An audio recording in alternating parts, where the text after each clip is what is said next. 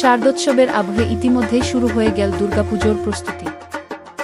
আজ youth unity ক্লাবের খুঁটি পুজো হয়, আর এই খুঁটি পুজোর মধ্য দিয়েই আনুষ্ঠানিকভাবে সূচনা হলো ক্লাবের এবারের দুর্গাপুজোর প্রস্তুতি।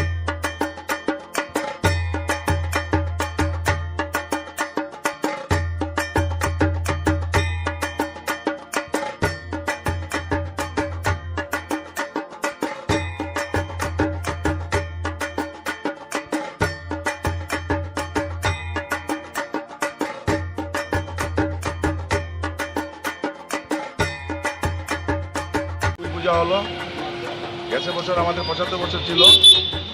আপনারা শ্রীভূমিবাসী সবাই সহযোগিতা করা আমাদের 75 বছর পূর্ণ হলো এবং খুব সুন্দর পূজা হয়েছে। আপনার সহযোগিতা এবার 76 বছরে পা দিয়েছি, তাই আপনারা সহযোগিতা লাগবে এবং আমাদেরকে এভাবে একটু উৎসাহিত করবেন যাতে আমরা 75 থেকে 76, 77 সব বছর ভালো পূজা করতে পারি এবং পরিবারবাসীকে একটু আনন্দ দিতে পারি।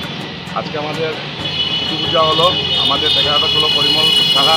উনি আমাদের বিগত 15 বছর ধরে পূজা করছেন, প্যান্ডেল বানাচ্ছেন এবং আমাদের প্রতিমা শিল্পালয়ের মূর্তি এবং আমাদের গাড়ি আসবে আগরতলা থেকে লাইটিং আমাদের লোকালি বাল, এই সব মিলিয়ে আমাদের পূজা আশা করি 75 হয়েছে ভালো, 76ও ভালো হবে।